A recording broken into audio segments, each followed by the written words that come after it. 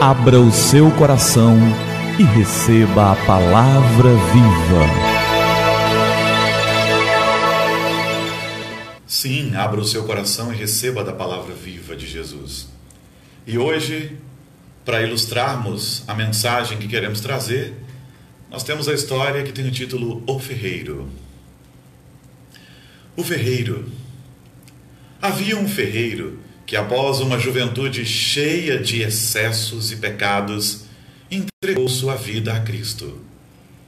Durante muitos anos ele trabalhou com afinco, praticou o bem, buscou a Deus, buscou ao Senhor Jesus, mergulhou na graça, mas apesar de toda a sua dedicação, nada parecia dar certo na sua vida. Muito pelo contrário, seus problemas e dívidas acumularam-se cada vez mais. Uma bela tarde, um amigo que o visitara e que se preocupava com ele, se compadecia da sua situação difícil, comentou: "É realmente estranho que justamente depois que você resolveu se tornar um homem temente a Deus, sua vida começou a piorar.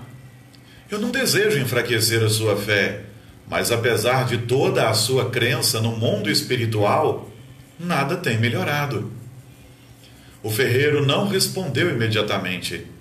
Ele já havia pensado nisso muitas e muitas vezes, sem entender o que acontecia na sua vida. Ele continuava a pensar sobre isso. Entretanto, como não queria deixar o amigo sem respostas, começou a falar e terminou encontrando a explicação que procurava para si mesmo.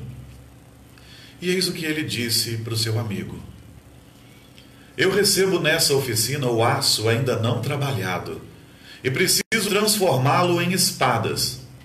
Você sabe como isso é feito? Primeiro, eu aqueço a chapa de aço num calor infernal, até que fique vermelha. Em seguida, sem qualquer piedade, eu pego o martelo mais pesado e aplico golpes até que a peça adquira a forma desejada. Logo, ele é mergulhado num balde de água fria e a oficina inteira se enche com o barulho do vapor, enquanto a peça estala e grita por causa da súbita mudança de temperatura. Tenho que repetir esse processo até conseguir a espada perfeita. Uma vez apenas não é o suficiente." O ferreiro deu uma longa pausa e continuou: "Às vezes, o aço que chega até minhas mãos não consegue aguentar esse tratamento. O calor, as marteladas e a água fria terminam por enchê-lo de rachaduras e eu sei que jamais se transformará numa boa lâmina de espada. Então, eu simplesmente o coloco no monte de ferro velho que você viu na entrada da minha ferraria. Eu simplesmente o jogo ali. É mais um pedaço de ferro inútil." Mais uma pausa e o ferreiro concluiu: "Sei que Deus está me colocando no fogo das aflições. Tenho aceito as marteladas que a vida me dá e às vezes sinto-me tão frio e insensível como a água que faz sofrer o aço. Mas a única coisa que peço é: meu Deus, não desista até que eu consiga tomar a forma que o Senhor espera de mim. Tente de maneira que achar melhor. Tente da maneira que o Senhor quiser, pelo tempo que o Senhor quiser. Mas jamais, jamais, Senhor, me coloque no monte de ferro velho das almas."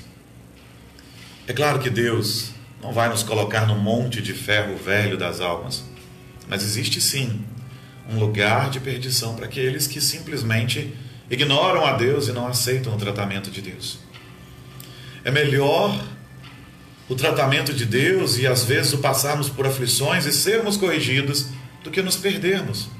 E nós precisamos ser corrigidos, moldados, precisamos ter as arestas aparadas, porque o pecado que entrou na humanidade, ele mudou a nossa forma, ele nos deformou. E em Tiago, capítulo 1, versos de 2 a 4, está escrito: Meus irmãos, tende por motivo de toda a alegria passardes por várias provações, sabendo que a provação da vossa fé, uma vez confirmada, produz perseverança. Ora, a perseverança deve ter ação completa, para que sejais perfeitos e íntegros, em nada deficientes. É exatamente isso que o ferreiro quis ensinar. Nós somos tornados deficientes pelo pecado que entrou na humanidade. Ainda que façamos coisas boas, ainda que sejamos pessoas que fazem coisas boas, nós temos esse problema do pecado. E fazemos muitas coisas más, pensamos muitas coisas más, desejamos muitas coisas más. Então, que a gente possa entender que o passar por várias provações, passar por provações na vida da gente, isso nos molda. Nós podemos ter duas reações. A primeira é a melhor, nos deixarmos moldar para que sejamos corrigidos na nossa deficiência. Mas a segunda é o nos revoltarmos, não nos amoldarmos, e então nós nos perderemos. Que a gente possa ter alegria, até mesmo quando passa por provações. Mas como ter? A gente tem que ter a consciência de que a provação da nossa fé, ela produz a perseverança. E perseverança é algo que precisamos para passar por essa vida. E a perseverança deve ter ação completa, para que sejamos perfeitos e íntegros e nada deficientes. Só é corrigido aquele que persevera, aquele que não desiste no meio do caminho. E essa era a ideia do ferreiro: o Senhor pode me moldar, como eu moldo as espadas, como eu trabalho o aço, mas que eu seja útil, que eu seja usado e não deixado de lado. Aprenda com o ferreiro. E aprenda com Tiago, irmão de Jesus, que escreveu esse maravilhoso texto no capítulo 1 de seu livro, nos versos de 2 a 4. Sim, o irmão de Jesus, filho de Maria e José, ele escreveu essa maravilha. Ele escreveu que nós devemos ficar alegres até mesmo com as provações, porque as provações testam a nossa fé e geram em nós perseverança. E a perseverança nos aperfeiçoa, que sejamos aperfeiçoados e que adquiramos a forma que o Senhor Deus quer que tenhamos, para que possamos ser maravilhosamente usados por Ele. Reclamar no meio das provações, brigar, se revoltar, não resolve absolutamente nada. Mas perguntar para o Senhor quais os motivos da provação, isso resolve. E ainda que nós não tenhamos uma resposta imediata, que nós tenhamos em nosso coração a certeza de que nós estamos sendo trabalhados dia após dia para sermos melhores. A nossa atitude diante das coisas que acontecem na nossa vida, ela define muito do nosso caminho. Se nos revoltarmos, reclamarmos, ficarmos sempre colocando a culpa nos outros, porque a culpa é sempre dos outros, né? Se fizermos isso, não seremos moldados. Mas se sempre nos perguntarmos a Deus: por que, Senhor? E se tivermos a certeza de que Deus está operando melhor na nossa vida, ainda que a gente não entenda agora, certamente nós caminharemos para um lugar muito melhor. E se você não tem essa certeza, se você ouve essas palavras e diz: mas está muito ruim, eu não estou entendendo nada, e eu não consigo compreender como Deus pode agir assim, e eu não tenho esta fé, peça ao Pai. A fé vem dele. Nós somos salvos pela graça, mediante a fé, mas nem a fé é nossa mesma, ela vem dele. Peça ao Senhor fé. E peça ao Senhor sabedoria, porque o mesmo Tiago vai escrever um pouco à frente que se alguém necessita de sabedoria, deve pedir-la a Deus, que a todos dá liberalmente. Deus tem prazer em derramar sabedoria sobre as nossas vidas. Então peça a Ele. Renda seu coração a Jesus, como fez o ferreiro. Eu não vou mentir para você como muitos têm mentido. Isso não quer dizer que a partir do momento em que você render seu coração para Cristo, tudo acabou, sua vida virou um mar de rosas. Tem gente falando isso por aí, isso é mentira. Mas eu posso te afirmar que, mesmo quando vierem as dificuldades, Em Cristo Jesus, você terá apoio, consolo, um amigo, o Salvador, aquele que te sustenta mesmo no meio das provações. E você vai ter uma certeza: Deus está me encaminhando para um lugar melhor. Porque, como diz Romanos 8:28, todas as coisas cooperam para o bem daqueles que amam a Deus, daqueles que são chamados segundo o seu propósito. Então, derrame seu coração diante de Cristo. Que a graça dele esteja sobre a sua vida e que ele possa abençoá-lo grandemente e poderosamente. Em nome de Jesus. Amém. Quando as coisas estiverem difíceis, lembre-se do ferreiro.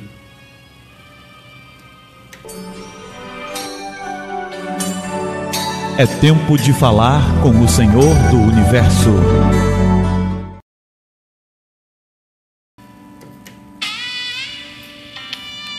Pai querido, obrigado pela graça bendita e maravilhosa do Senhor. Nós pedimos, Senhor, que o Senhor nos abençoe e que nos tome nas tuas mãos.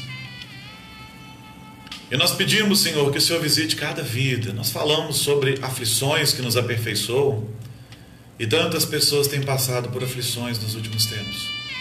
E nós não somos capazes de compreender o porquê dessas coisas. As pessoas têm tido tantas lutas, Pai querido. Nós vivemos crise há tanto tempo, mas talvez a crise seja boa em algum aspecto, porque os homens simplesmente se esqueceram do Senhor. Tão felizes em seu conforto, tão felizes no seu consumismo, se esqueceram do Senhor. Mas há anos nós temos ouvido falar de crise, depois vieram as contendas políticas entre pessoas amigas, e nesse ano nós já vimos rompimentos de barragens, jovens mortos em incêndios, pessoas levadas pelas águas, pessoas soterradas em deslizamentos. Nós já vimos atentados terroristas, suicidas, assassinos. E nós precisamos mesmo é da força do Senhor. E nessas horas as pessoas se perguntam: onde está Deus que permite tudo isso? Mas eu sei, Pai, que a pergunta devia ser: onde está a sociedade diante de Deus? Onde estão os homens que não buscam mais a Deus, mas só se lembram do Senhor quando vêm as desgraças? Certamente o problema não é onde o Senhor está, mas onde os homens estão, onde nós estamos e onde nós nos colocamos diante do Senhor. Deus querido, que as pessoas que nos ouvem agora possam se colocar diante do Senhor e se render aos pés do Senhor. E Deus querido, aquele que sofre, aquele que passa por lutas, dificuldades, provações, que ele possa ser visitado pelo Teu Santo Espírito, consolado pelo Teu Santo Espírito, e que receba a bênção de sentir o consolo e a presença do Senhor, mas que ele receba a maior de todas as bênçãos, a salvação em Cristo Jesus, a vida eterna. Que seu coração seja habitado por Jesus e só por Jesus, e mais ninguém, porque o Senhor não divide a sua glória com ninguém, eu sei. Mas às vezes as pessoas querem o Senhor quando está tudo bem, quando está tudo mal, perdão. Mas não querem o Senhor quando está tudo bem. Elas vivem como querem, se divertem como querem, vão para onde querem, até vão a igrejas. São religiosas para que a sociedade o veja, mas não em seus corações. Que nós possamos nos perguntar onde nós estamos diante do Senhor, onde nós nos colocamos e se estamos diante do Senhor. E que possamos nos voltar para o Senhor, que essa sociedade, essa cidade, esse país e cada pessoa que nos ouve possa se colocar diante do Senhor.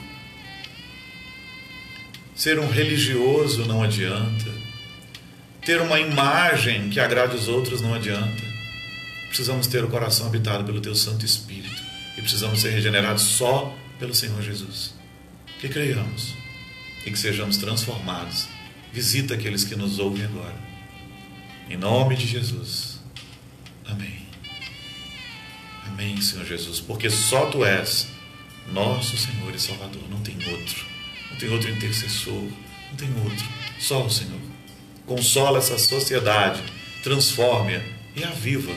Aviva a Tua igreja para que ela seja relevante e transforme o mundo. Em nome de Jesus.